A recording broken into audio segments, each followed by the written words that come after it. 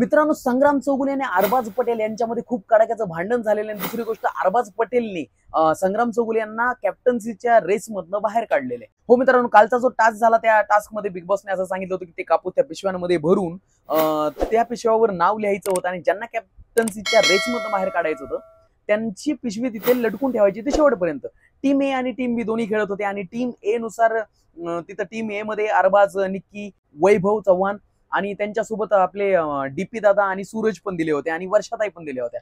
पण ते त्यांच्या पद्धतीने गेम खेळत होते चांगला। पण अरबाज आणि निक्की या दोघांचं भयंकरच काहीतरी वेगळं चालू होतं। त्यांना टार्गेट करायचं होतं संग्राम चौगुलेना, कारण संग्राम चौगुले टीम बी साठी खेळत होते।